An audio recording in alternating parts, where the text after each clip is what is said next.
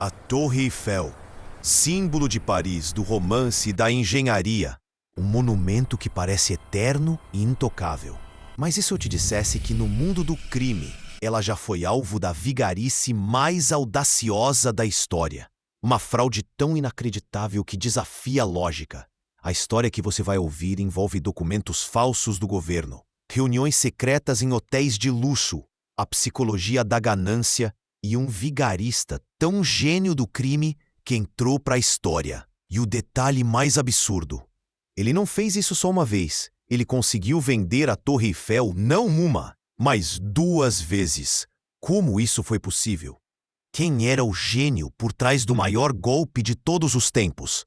Prepare-se para conhecer a lenda de Victor Lustig. Para entender essa fraude, precisamos voltar no tempo. Paris, 1925.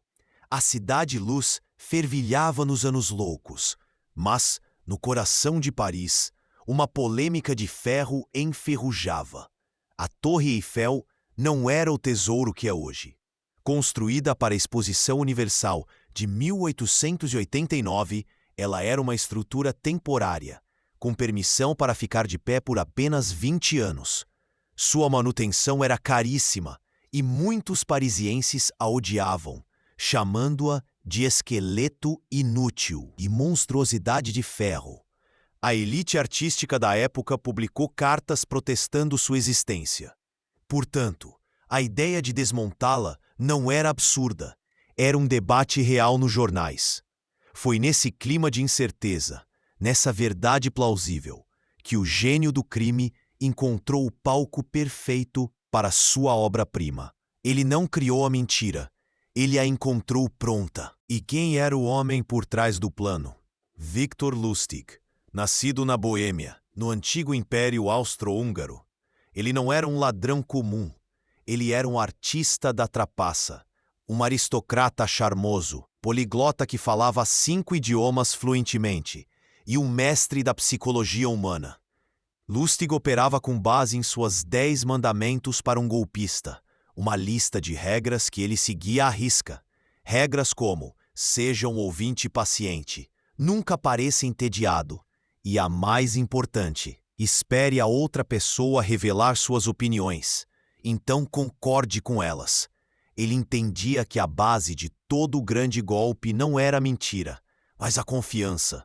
Ele não vendia uma torre ou uma caixa mágica, ele vendia a certeza. Ele vendia ao seu alvo a imagem que ele mais queria ver de si mesmo, a de um homem astuto prestes a fechar o negócio da sua vida. O plano foi colocado em prática em maio de 1925. Lendo um pequeno artigo de jornal sobre os problemas da torre, Lustig teve sua epifania. Primeiro, ele forjou documentos oficiais de alto nível. Usando o título falso de diretor-geral adjunto do Ministério dos Correios e Telégrafos, ele escreveu um convite confidencial para os 6 maiores negociantes de sucata de Paris. A carta os convocava para uma reunião urgente e sigilosa no Hotel de Crillon, um dos hotéis mais luxuosos e discretos de Paris, um lugar frequentado apenas pela elite, onde nenhuma pergunta seria feita. A isca, a atmosfera de legitimidade, estava perfeitamente armada. O álcool estava montado, a cortina estava prestes a subir para o primeiro ato do golpe mais audacioso do século. Os 6 homens mais poderosos do mercado de sucata de Paris chegaram ao Hotel de Crillon. Desconfiados e curiosos, lá Victor Lustig, no papel de sua vida, os recebeu, sem pressa, com a autoridade de um burocrata cansado dos problemas do Estado.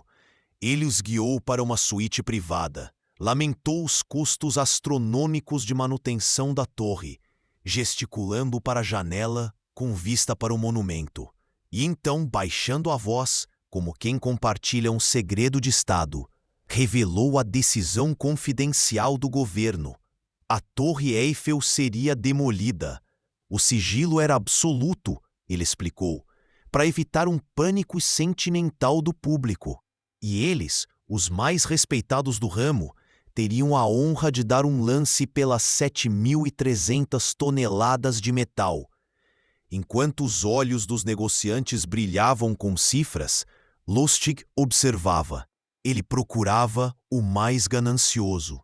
Ele estava caçando sua vítima. A isca estava lançada. Mas o golpe de mestre, a jogada que separava Lustig de qualquer vigarista comum, ainda estava por vir. Ele identificou sua presa. André Poisson, um homem inseguro, ansioso para subir na vida e se provar para a elite de Paris. Enquanto os outros eram céticos, Poisson estava desesperado para acreditar. Em uma reunião particular, dias depois, Lustig aplicou o toque final. Ele confessou a Poisson, em um tom de falso embaraço, que sua posição no governo não pagava o suficiente para seu estilo de vida e que, para garantir que seu lance fosse o vencedor, um pequeno extra seria necessário: um suborno. Para Poisson, um oficial corrupto não era uma surpresa. Era um padrão de negócios que ele entendia. Aquele pedido de propina tornou o golpe 100% real em sua mente. Ele pagou pelo metal e pelo suborno. Com uma maleta cheia de francos, Victor Lustig não perdeu um segundo. Ele pegou o primeiro trem para Viena e esperou. Todos os dias lia os jornais franceses, aguardando a manchete que anunciaria o escândalo: a caçada ao homem que enganou Paris. Mas os dias se transformaram em semanas e nada. Silêncio absoluto. A verdade era mais chocante que o golpe. André Poisson, o alvo, estava tão devastado e humilhado por ter caído de forma tão espetacular que nunca foi à polícia. Ele preferiu o prejuízo financeiro à vergonha pública de admitir que tentara comprar a Torre Eiffel. E é nesse ponto que a genialidade de Lustig se torna lendária. Enquanto a vítima se escondia em silêncio, o vigarista teve a maior revelação de sua carreira. A impunidade não vinha só da sua fuga, mas da vaidade de sua presa. A maioria dos criminosos celebraria a sorte e desapareceria para sempre. Victor Lustig não era a maioria. Para ele, o silêncio de Poisson não foi um alívio. Foi uma validação. A prova de que sua teoria sobre a natureza humana estava correta. E se a fórmula funcionou uma vez com tanta perfeição, por que não funcionaria de novo? E assim, apenas um mês depois, com uma audácia que beira a insanidade, Lustig voltou a Paris.